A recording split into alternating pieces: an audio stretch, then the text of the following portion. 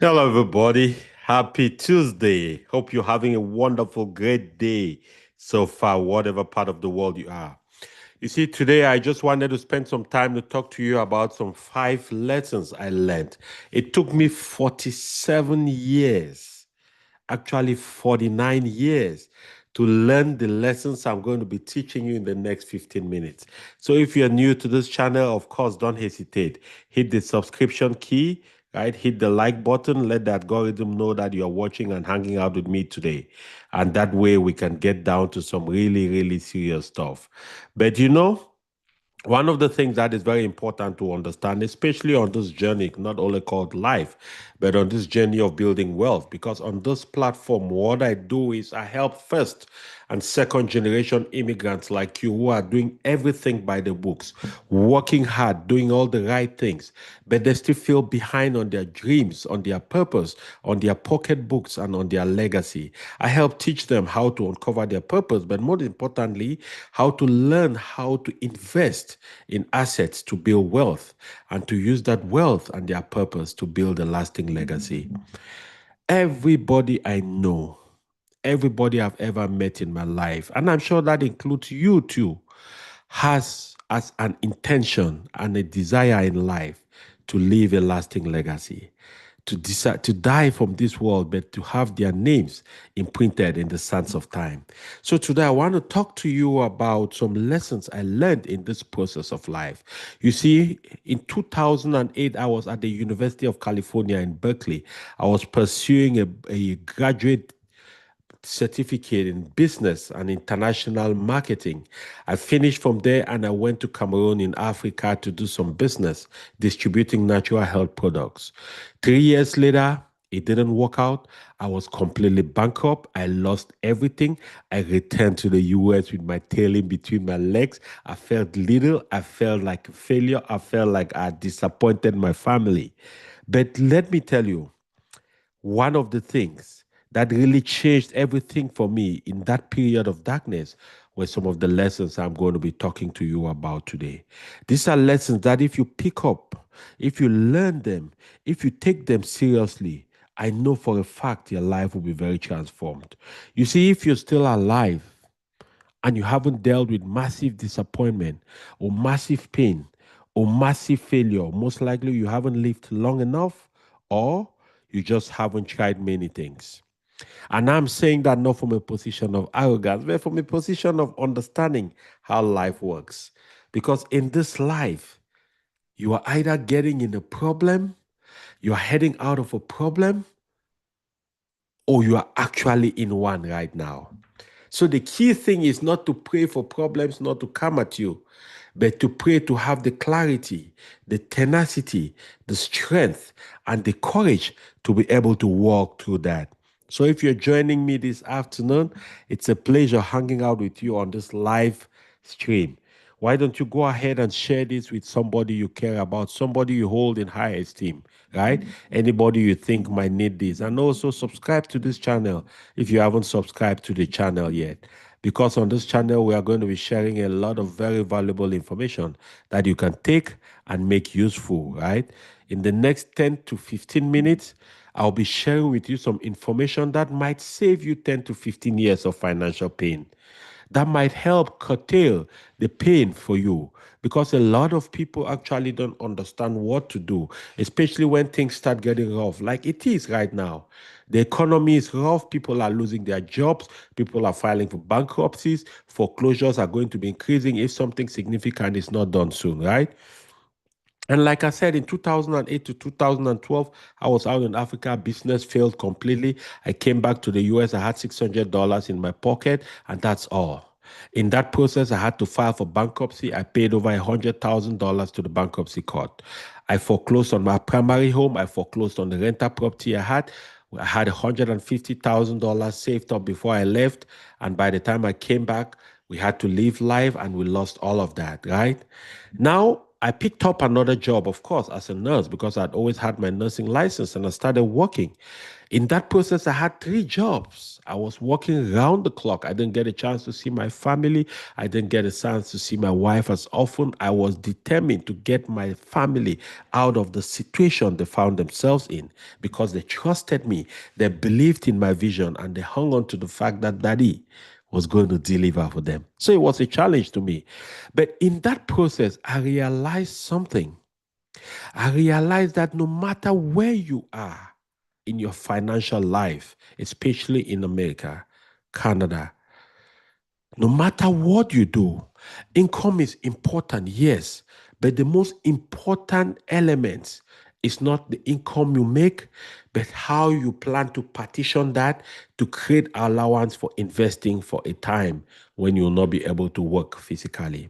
And that is the thing I want to talk to you about. The 5 lessons that helped transform my financial life from a bankrupt guy, from a guy who paid over $100,000 to the bankruptcy court, from someone who foreclosed on 2 homes, who lost 150,000 in savings, had to move his family to a small apartment, shopped in Goodwill for many years, could not go out for any formal dinner in nice restaurants for over 4 years, to where I am today, sitting north of $1 million in liquid assets, sitting on multiple landed properties with a positive net worth, with a wonderful community, a client base of over 300 people who look up to me for coaching, who look up to me for guidance as to how they can build a solid financial future. How did that happen?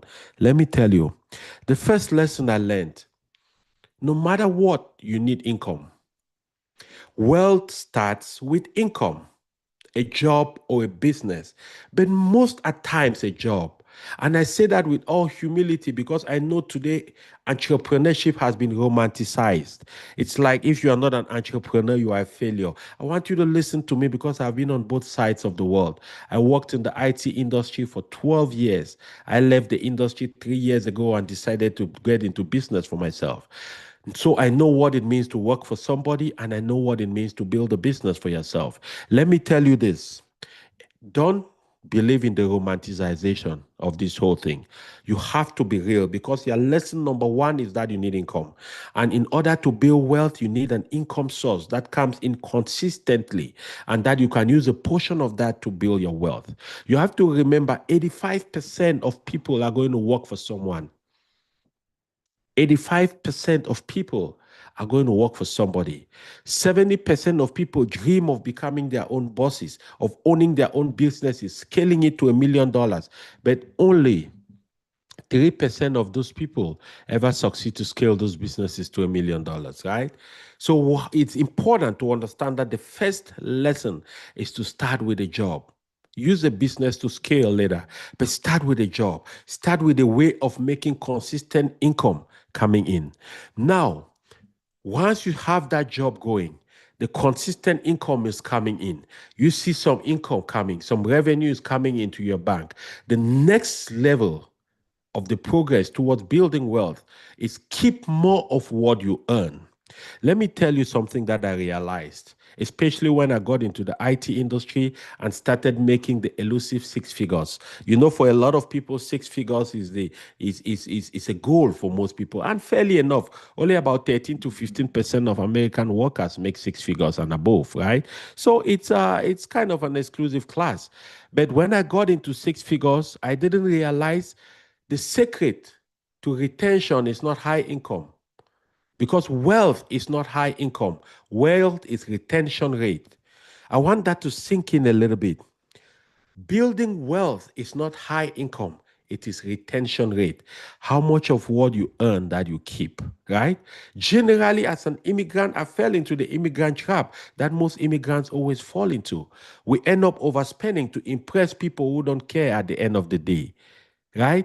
What that really does is that we find ourselves in the situation that whenever our income increases, our expenses increases about 1.5 times more than our income.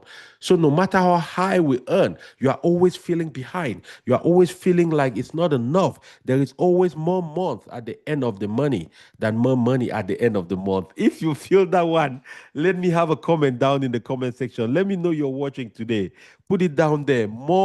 Never have more months at the end of the money. Always strive to have more money at the end of the month. That is how you start building wealth, right? Because the truth of the matter is, if you cannot keep more of what you earn, then you have nothing left to invest. You have to understand investable income is the difference between what you make and what you spend. And so there are only three ways by which you can really maximize your investable income. The first way is to spend less than you make, which is what I'm talking about. Spend less than you make. That is the first way. The second way is to make more than you spend. Right? That is even better. If you can make more while you keep your expenses where it used to be, that is great. The third and best option of both is if you reduce your expenses and you make more. So that widens the gap, which means making more money available for you to invest. So therefore, it makes all the sense in the world that it's not only the high income that is going to help you. I will not sit here and say income is not important. It is important, but it's more important if you understand how to keep more of that income. And the way you keep more of that income is simple. The third thing is you must have a plan. Have a plan for your money. Many people have money coming in and they don't have no definite plan. They just wing it as long as they pay all their bills, and then the next thing they just wing it with whatever is left off. Let me tell you one of the secrets that took me from where I was to where I am today. When I understood the principle of paying myself first, it blew my mind. It might sound simplistic, and I want to encourage you watching today to understand that this whole process of wealth building, my brother, my sister, whoever is watching, this whole process of wealth building is not rocket science. I was actually reading an article the other day that published a very powerful study. I think it's from the New York Times or Washington Post, one of them. And this study indicated that the most educated and academically advanced people who have the highest academic degrees generally perform less relatively on the stock market when it comes to investing than the uneducated, than the people with lower degrees and lower academic qualifications. And your guess is as good as my guess. I know all the reasons why. Because they try to do too much, they try to think they know better, they try to create all kinds of magical plans and try to do all kinds of mystical things. No, you don't need any of that. I am here on this channel. I talk a lot about well building. I talk a lot about how to position yourself to use the money you make as income from a job or as revenue from a business to multiply that money, to protect that money, to build a legacy, and to make sure that in the older years of your life, you don't have to suffer. And even when you die and leave this world, you will leave an inheritance for your children's children. Because the Bible says that. And by no means am I a pastor, but I'm just a believer in Christ and I'm a Christian. And I believe that a good man has to leave an inheritance for his children's children's children, right? So the third lesson I learned on this journey of wealth building is that I must learn how to have a plan for my money. Failure to plan is planning to fail. That's what it is in any aspect of your life. Have a plan, which means you need to have a budget. A budget will give you clarity, it gives you control. A budget doesn't mean you need to have a complex spreadsheet. I, for one, I only have about 90% of my money budgeted. Let me be honest with you, 90 to 95%. It's not perfect because I'm not one of those who spends hours on a spreadsheet trying to know where every dollar goes. But I make sure I have a good clarity and a clear sense of where it goes, in the sense that what? In the sense that you must identify where your money goes.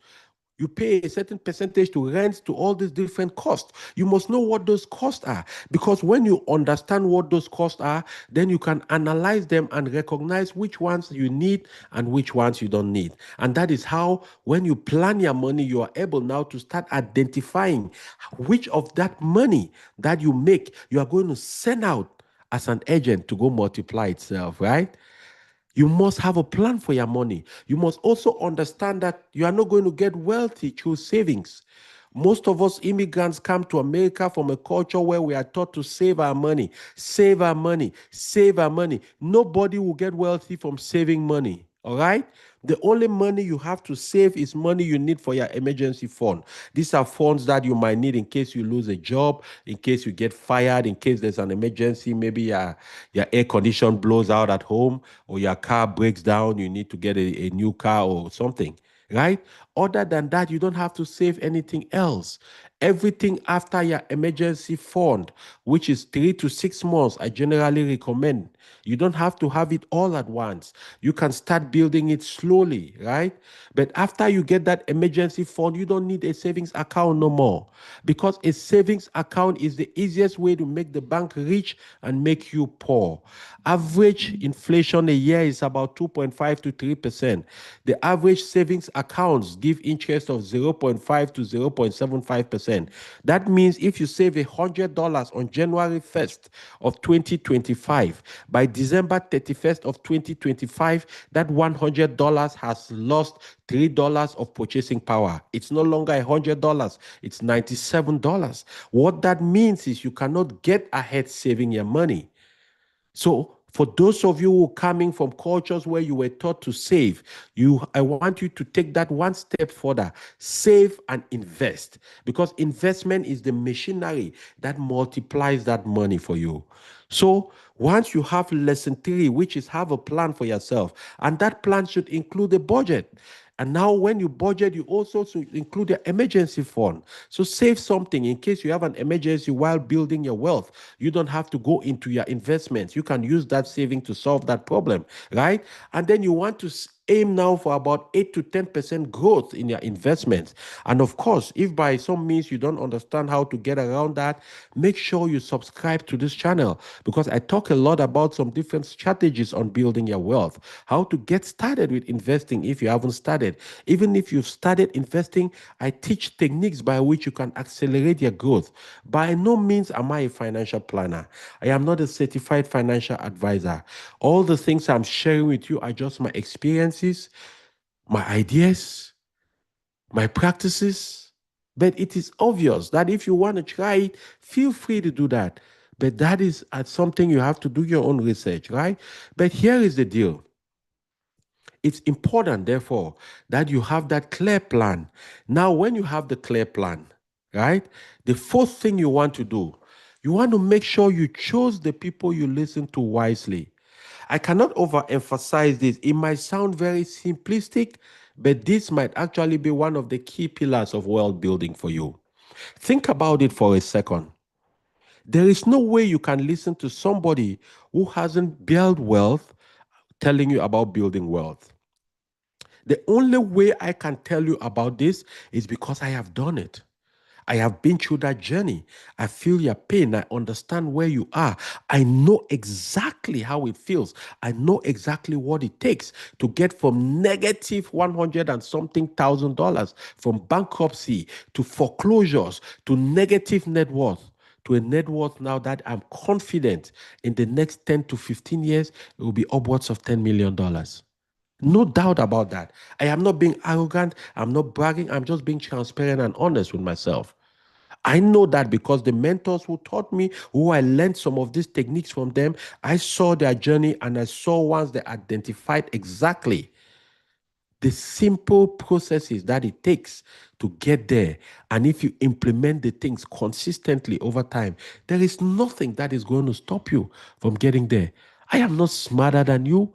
I am not more intelligent than you. I'm not more gifted than you. No, I might just be a little disciplined. I might just be a little bit more knowledgeable. And that is why I come to these live streams to share this knowledge so that people like you can get it, can use it, can implement it as you desire, and to see the results and the outcomes you aspire for your own life. So the first thing, of course, is make an income, get a job, get some money coming in. The second thing is make sure you keep as much of that money as you can so you can invest. The third thing is have a plan for that money. Make sure you are clear, have a budget. The fourth thing is make sure you associate yourself with people who are building wealth, people who are going in the direction you are going. Make sure you listen to people who know what they are doing. I remember a few years ago, I actually have an account that I lost over $80,000 in that investment account. And the reason why I lost that money were a couple of reasons. The first thing is indiscipline. The second thing was impatient. And the third thing, and most important, I was listening to people who didn't know what they were saying. I was listening to people who had never built wealth. I was taking advice. I was taking tips from people who didn't even know very well how the stock market works. So I will go to a barbecue, I'll go to a soccer game, and a friend of mine will pull me aside and tell me, Gustav, man, you know this company XYZ, they are going to blow. You want to make sure you load up on that company, buy their shares. And I'll go and buy shares of these companies. Some of them are even penny stocks, companies that have not proven anything, don't have commercial value, don't have materials, services, or products that are commercially viable. They haven't proven that they can even generate income. And I go invest money in those companies. And by the end of 2, 3 years, I realized I'd lost $80,000. I still have the account. I call that account the school of hard knocks, because that is what transformed my life. That is what set me on the path to seek the truth about investing and building wealth. And that is how I got myself educated, spending money, paying for mentors, paying for classes, paying for coaching, paying for seminars. And today I'm able to take not only me, my family out of a quagmire, and I'm moving forward successfully. And I believe you can do the same. You would even do better, because you are probably getting this information earlier during your struggles if you are struggling. If you are not, if you're already on the path, this is going to accelerate that for you. You are getting it earlier. You are not getting it after the mess. You are not getting it after the pain. If you're practicing those kind of things, if you're one of those who trades on the stock market, please, I don't talk to traders, I talk to investors. If you're a trader, you might not find my content valuable, because I'm not interested in trading. That is gambling. I'm interested in building substantial wealth over a period of time. And the only way you do that is through patience and consistently investing in proven companies, in companies that have proven that they are capable of building over time, right? So you want to learn from people who are where you want to be. You want to learn from people who are there, because there is a Chinese saying that goes, if you want to know the road ahead, ask from the people who are coming. I know this is a tough one, because a lot of immigrants come to America, and when they start doing anything that pays them some money, they become arrogant. They think they know it all. They no longer respect themselves. They no longer respect elders. They no longer think they could ask from somebody to teach them. Let me give you a little challenge here. Look at all the cultures in the world that are extremely successful, especially in building wealth.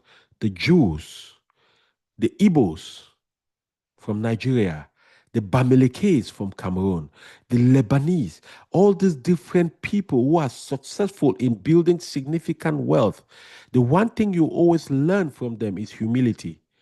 They're always humble to observe, to ask, can you teach me? Can you show me the way? Please, can you tell me exactly what I need to do to get to where you are? Can you show me how it works? A lot of immigrants don't have that level of humility. I know a lot of people who've lost tons of money. They are friends of mine. They know me, but they don't have the humility to come up and say, Gustav, show me the way. Tell me how it works. How were you able to transform your life? How were you able to change the outcome of things in very few short years? You know, you lose when you don't have the humility. You lose when you don't want to seek to learn. You lose when you are talking to people who are not where you want to be. You lose even bigly when you are trying to do the things you don't know how it works. Because in the business of investing, especially investing in assets on the stock market, your number one friend is trying not to lose your capital.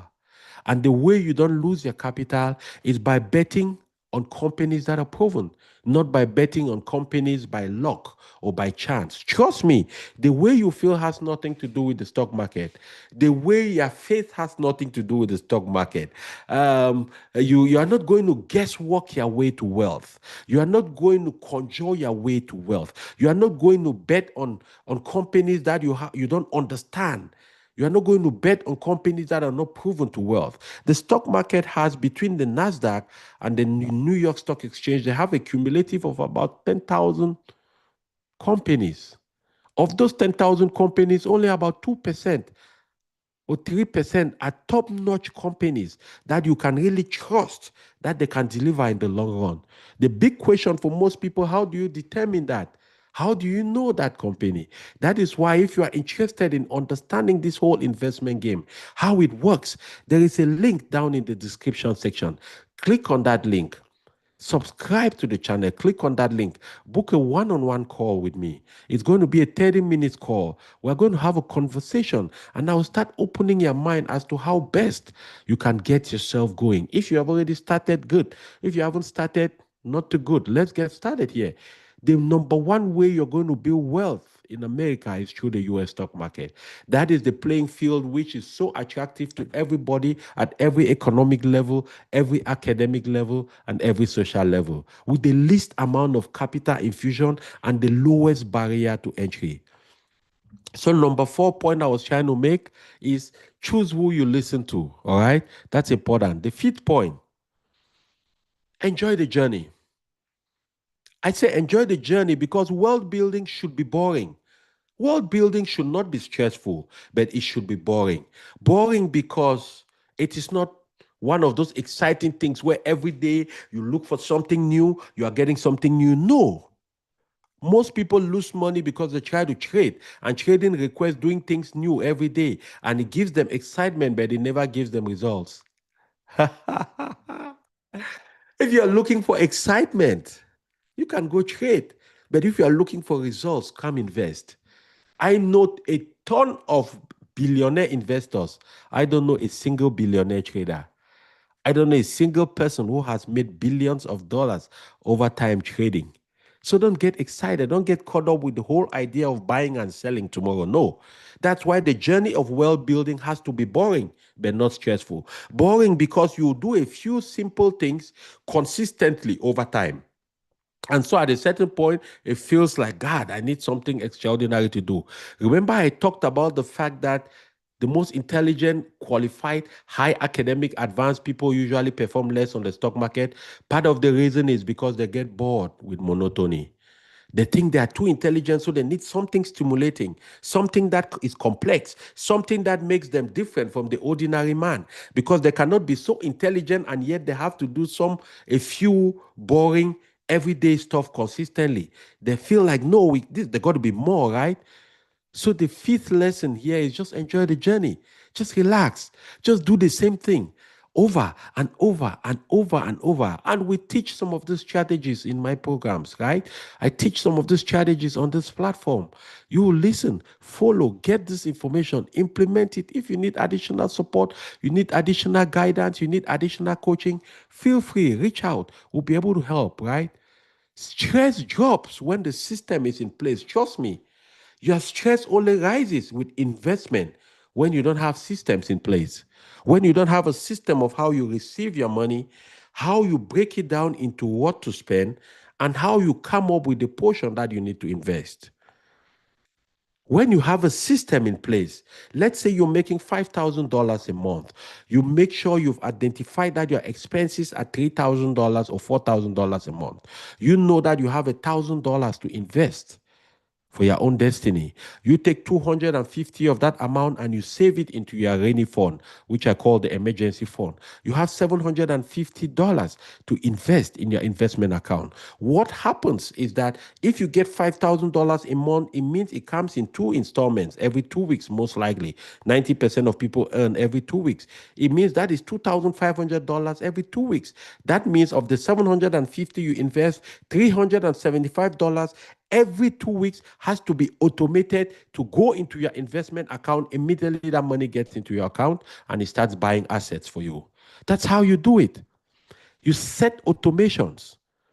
I will be doing another video at some point to go through my portfolio and walk you through these different steps. So you see exactly how you set up automations, how you set up investment portfolios, how you come about the decision of what companies to buy, what ETFs to buy, right?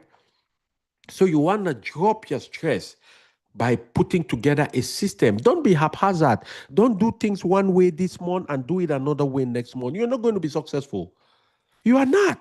Because this game requires consistent, disciplined, long-term action. When people come to the discovery call with me, the first question I ask you, how long do you plan to invest for? If you're planning to invest for any time less than 5 years, I tell you upfront and honestly, I'm not the guy you want to talk to. Because investing to build wealth takes a little bit of time. It takes consistently doing the same thing over and over.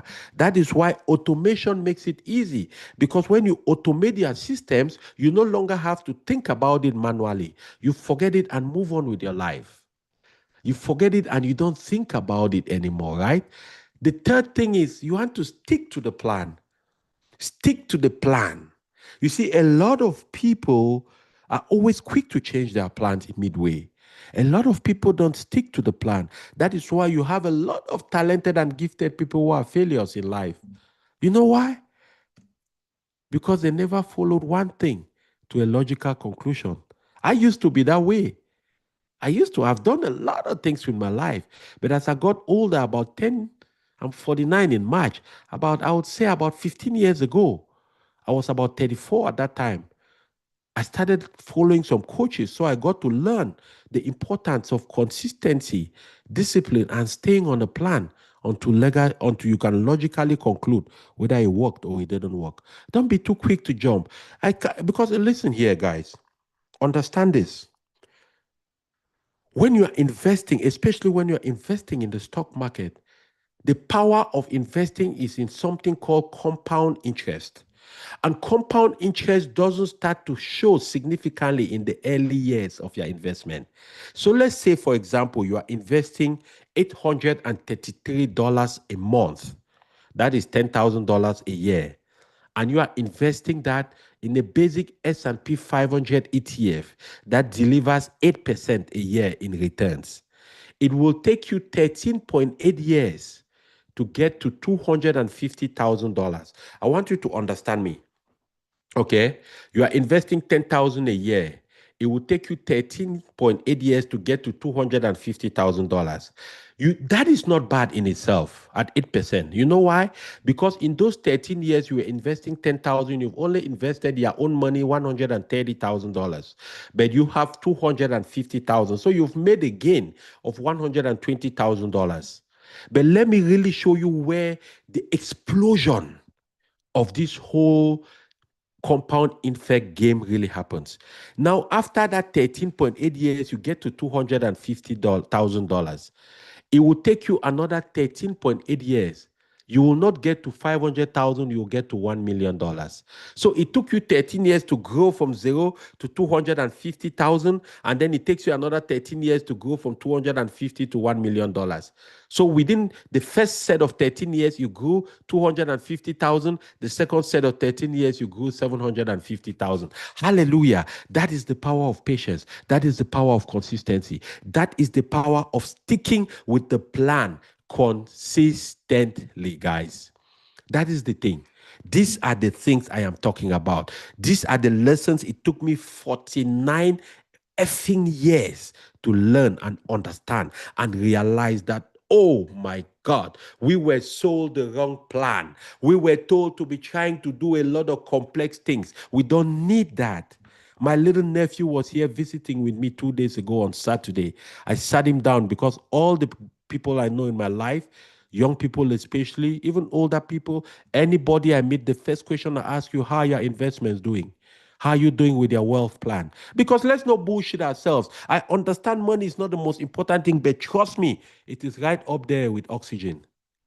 It is better to cry in a Mercedes than on a bicycle. We come from a culture in Africa where we're convinced to feel guilty of a desire and an ambition to want to be rich, to want to be successful. So we never voice our desires. We never talk about our deepest desires in our hearts, our deepest convictions, our willingness to be successful, to be wealthy. We don't say it, and so the universe doesn't capture it and start making things align for us. Because we don't say it out loud, we don't even even believe it in ourselves. Everybody deserves the right to want to be wealthy and should aspire to be wealthy. And I believe the stock market has made it the easiest way for most people to build wealth without a lot of risk. I want you to understand what I'm saying here. Most people, if they do very simple things, a lot of the things I talk about on my channel, you do it consistently over time, you are going to be a millionaire. No question about that. No question about that. You are going to be a millionaire. It's not because I said so. This is what it is. It's because of the power of compounding. I don't own the power of compounding. Donald Trump doesn't own the power of compounding. Nobody owns the power of compounding. It is an economic principle and it works. And it works all the time. You cannot stop it. You can only take advantage of it. So I hope this helps you really clarify some of these things that you need. The first thing you need to do to fast start for you, if you're a beginner, live below your means, right? Create a budget so you have control over your money, so you have clarity. Avoid consumer debt. Debt is not necessarily a bad thing. I will do more videos about debt too, because we come from a culture, if you're an immigrant like me, you've been told a lot that avoid debt, don't borrow, don't, no, no, no, no, no, no, no, no, no, no, no, no, big lie. No. The American system, capitalism, is built on leverage. I'm going to talk to you about that. If you go to my channel, look for the video, the last live video I did maybe 5 days ago. I talked about becoming your own bank. Watch that video. Watch that video. When you understand those things, you will realize that the power of this country is leverage. As I told you, don't go saving your money in a bank. Save enough for your emergency fund. After that, invest the rest. Invest it like crazy. Invest in companies that are proven. If you don't know those companies, join this channel, book a one-on-one appointment. Let's talk about it. I will give you some things that I've used. And if you want to use them, you can use. Avoid consumer debt. Consumer debt in this case is credit cards. Taking loans to buy new cars, taking loans to buy liabilities, to buy things that don't generate value for you over time. Don't do that. Don't do that. Because you are taking a credit card, they are charging you 24, 25%, sometimes 28%. You know what? A $5,000 credit card, you're making a minimum payment of $200. It will take you maybe 10 years to pay it off, and you would have paid about $25,000, $20,000 in interest. It's crazy. You must understand how these things work. Even with a home. I mean, listen here. Even with a house, right? Even with a house is good. But your primary home is not an investment. I've talked about that too in a lot of other videos. But you must understand that debt, there is good debt and there is bad debt. Taking a loan to go to school is a good debt. If it's a program that you will come out and start making money. Taking a loan to buy liabilities, to me, is bad debt. Taking a loan to go on vacations, taking a loan to buy a new car, no. If you're taking a loan to invest in an asset, to buy a home, that's good debt because the value increases. If it's a rental property, it's even better because it's going to cash flow. So you can get money out of it and continue to pay that loan, and you're building wealth. Taking a loan to buy assets is a good thing. Using a loan to get better, to learn something, to learn a skill that you can use to gain more money, it's a good thing. But don't take consumer debt for the share, for the pleasure of it. Don't use your credit cards to buy stuff unless you know that you are going to pay the full balance of that credit card. Because if you don't pay, then you get yourself into a cycle of debt and you start making the minimum payments. The principal never goes down, and you end up paying so much money in interest. That is money you could have deployed to be invested to build assets for you. Because you have to understand, the only way you get wealthy is through accumulating assets. And then as you accumulate assets, at a certain point, those assets will start paying you something called dividends. And as the assets start paying you dividends, you live off of those dividends. You know when you can really say you've made it? Let me tell you something, guys. And it took me a while to understand this. And I'm saying this like somebody. When I worked in the IT industry, there were times I was making over $250,000 a year. I had a business on the side at that time. I had a lot of income. But let me tell you, you know, the time you can sit and tell yourself, I've made it in this life, is when you have financial independence and financial freedom. And let me explain to you what that means. It's not about income, it's about the source of that income. You see, you have active income and passive income. Active income is the income that you generate by working every day. Applying your physical self, your mind, your body. You're going to work for 8 hours, coming back, 10 hours, coming back. That is active income. And so when you're making active income, if you don't have a source of passive income, or you are not building a plan, or you are not building a mechanism that will guarantee passive income for you, you are the single point of failure. What that means is if you fall sick today, it's over. If you can no longer work, it's over. If they fire you, it's over. That's why a lot of people, when they fire them, they get so confused, even though they've worked for 30 years. It happened to me too. And then I realized I hadn't planned right. Financial freedom is what everybody is most likely looking for. The ability to generate money while sleeping. Because it's Warren Buffett who said, if you cannot make money while sleeping, you're going to work till you die. That is where investing comes into place. That is why what I talk to you about is so capital. It's so important because a lot of us immigrants come to America, we come to Canada, we go to England and different parts of the world. We start making a lot of money, especially in America. Immigrants make boatloads of money in this country. But a lot of immigrants don't know how to multiply that money. A lot of immigrants believe that the income is what makes them rich. That is not what makes you rich.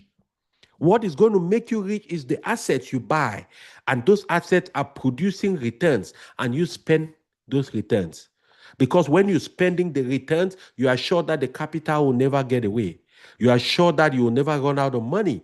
But if you are always spending money you make out of working physically, the day you cannot work, you don't have money to spend. You have to understand these things, guys. This is how it works. This is how it works. This is how capitalism works, guys. You cannot be an enemy to capitalism. You have to understand how it works. You have to align yourself. You have to get educated. Know exactly what the system is offering you to use to become wealthy. I want to give you a simple thinking. Just imagine, right? An average ETF will generally generate about 10% in returns a year. Okay? That has been proven over the last 50 to 100 years.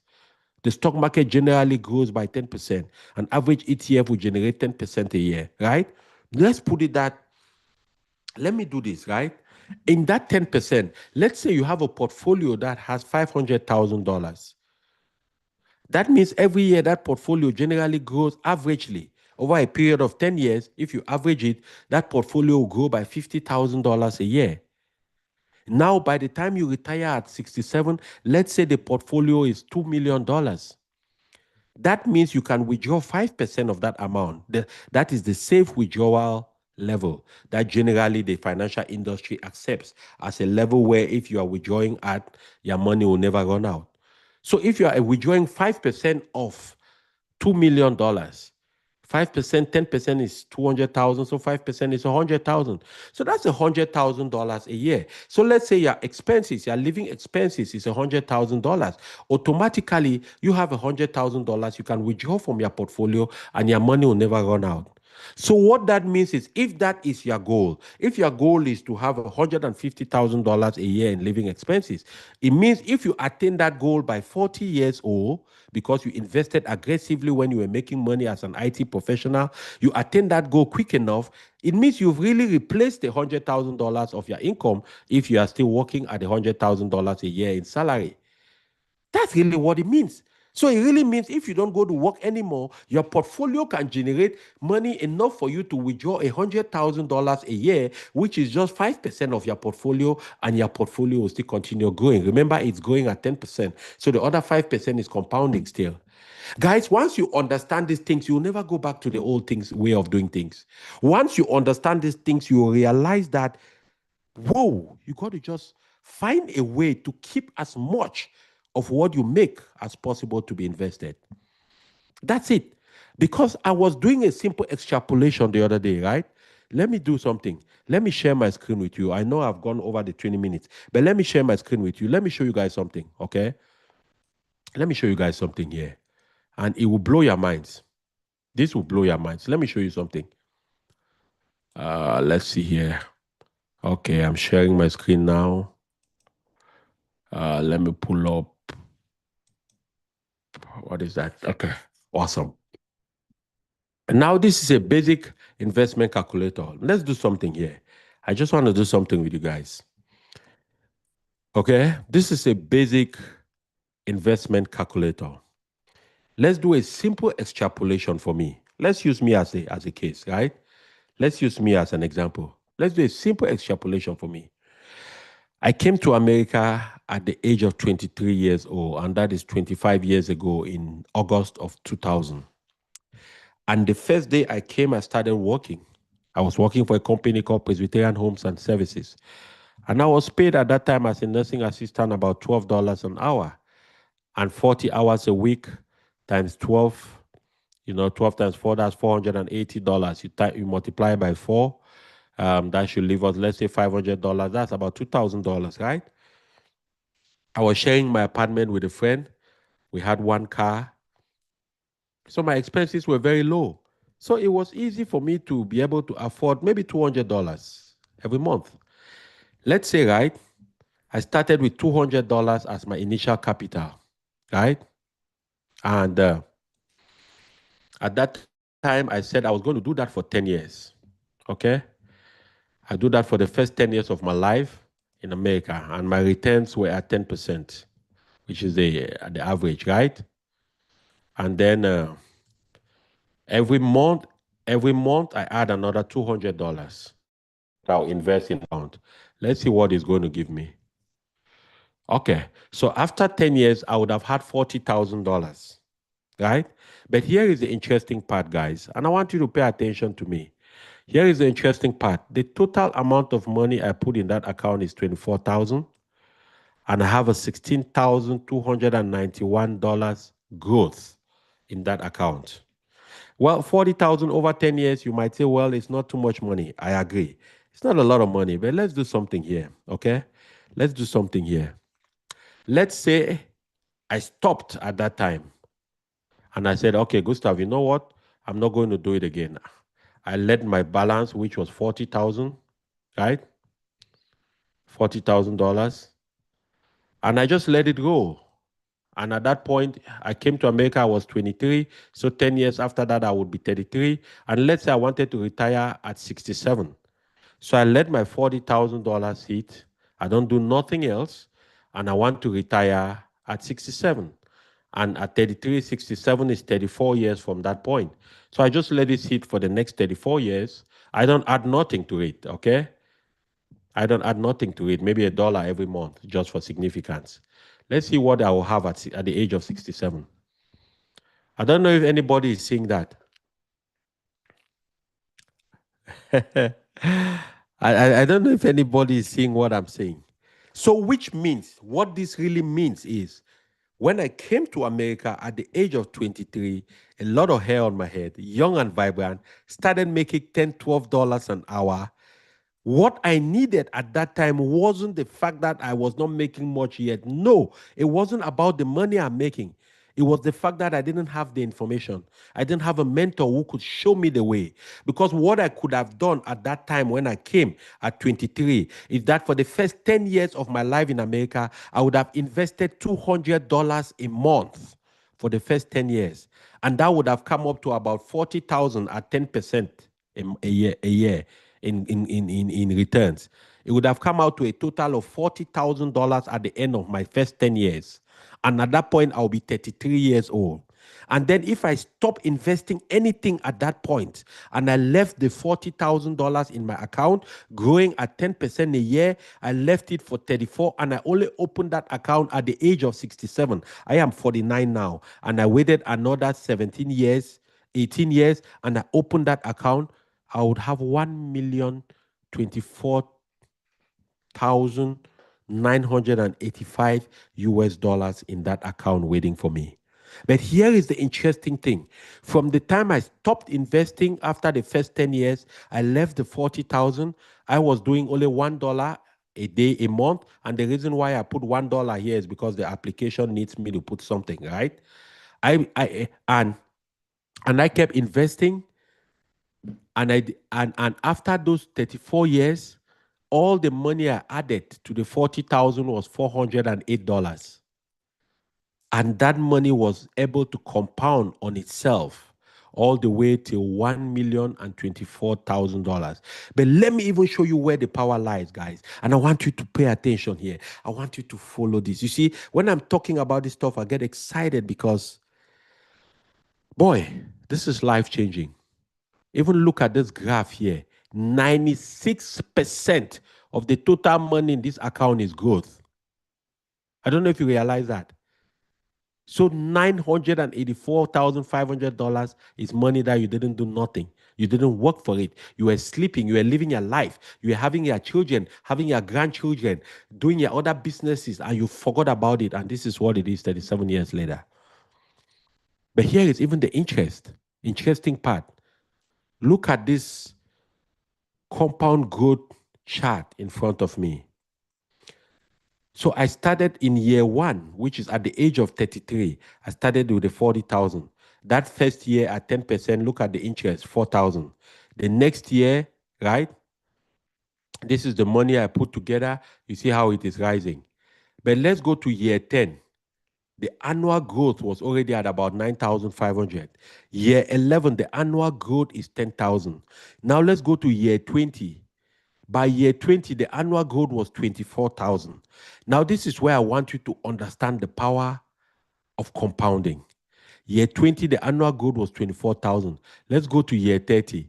Year 30, the annual growth was 63,000, right? By year 34, which is the age of 67, I have $1 million, and it is growing at the rate of $93,000 a year.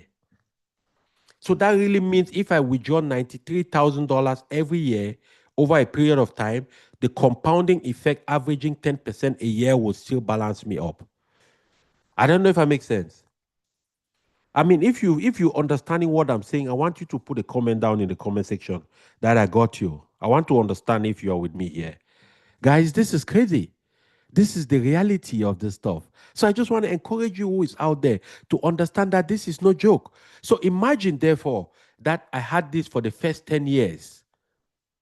I had the 40,000. Let's say after that, I decided I was going to be adding just $100 a month. Let's see where I would have been. I would have been at $1.3 million. Okay, let's say I continued to do the $200 a month for the next 34 years. I would have been at $1.6 million a month. Do you think you have $200 you could be investing a month? Do you think you have 50? Let me even say, excuse me. Let me even say I was adding just $50. Let's see where we're going to be. I'll still be sitting on 1.1 million and 1,175,000. That is not shabby. That is an extra $75,000 I wouldn't have had. Guys, you need to understand how this thing works.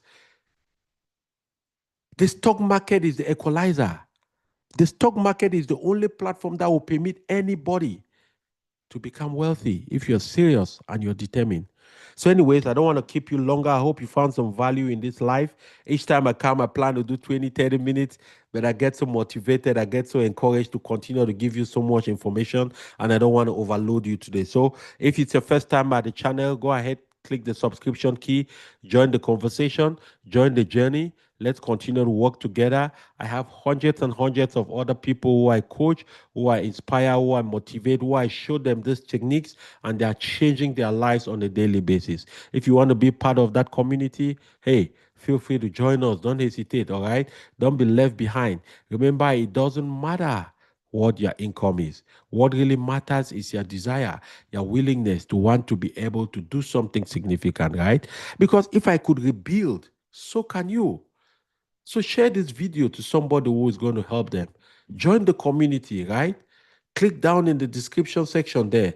Click on the one-on-one link. If you want to book a one-on-one session, let me just have a conversation with you. I will understand your circumstance. I will understand what you are trying to do.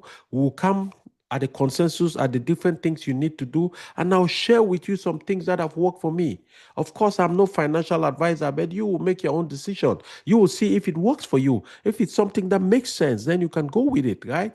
So it's important. You want to stay healthy, but you also want to stay wealthy and continue to build that legacy.